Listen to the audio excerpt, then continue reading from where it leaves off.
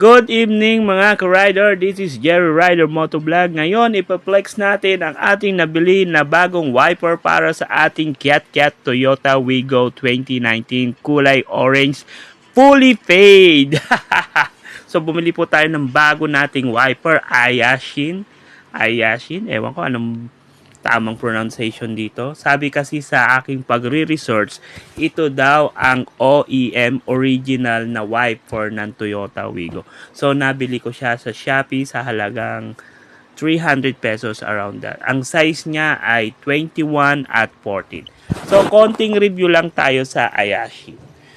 Ayashin is a wiper blades are highly quality OEM standard blades featuring 100% natural rubber with graphite nano coating for reduced friction and improved durability.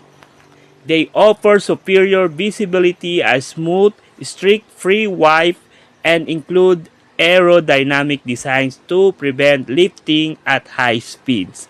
So, napakaganda raw ng Ayashin brand. So, ito, binubuksan na po natin ang ating nabili. Ito yung 14 sa passenger side at yung atin naman na isa ay ang size 21 sa driver side. So, kasi yung ating wiper ay ano na yung rubber, parang gato na. So, hindi na siya masyadong nagwa-wipe. Sa kung makikita nyo, hindi na siya masyadong ng tubig. So additional natin information about this wiper is material is 100% natural rubber enhanced with graphite coating and nano coating technology to delay aging and minimize friction.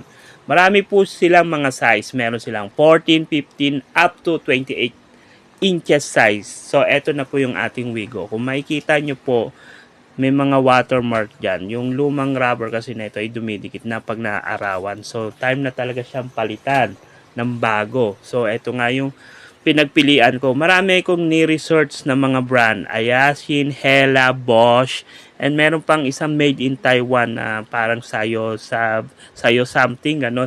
So, ito yung akin napili. Ito si Ayashin. Kasi siya daw po yung standard. So, kinakabit na natin yung 14 inches. So, may clip po yan. Madali lang i-clip. So, hinahatak po siya. Ganyan. So, ipapasok mo lang po siya. Yan.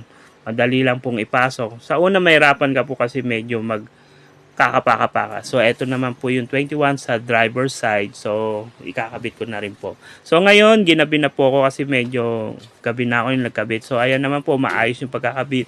I-check nyo lang po maigi para maayos yung kabit natin at hindi lipa rin sa high speed. So, kung kayo ay Toyota Wigo user, so sabi nila, ito po yung OEM original na nakakabit sa Toyota Wigo. So sa mga gustong bumili dyan, pumunta lang po kayo sa Shopee. Marami pong mga Ayashin doon. So bahala na po tayo kung ito ay original or something second hand, Japeco something. Pero hopefully sana naman maging maganda yung purpose nito. Ngayon kasi nagpalit na ako habang tag-araw pa lang. Kasi kung tag-ulan, at least ready na tayo sa pagbo-wipe ng mga tubig na humaharing sa ating salamin. So, ride safe always. This is Jerry Rider Motovlog. Bye-bye!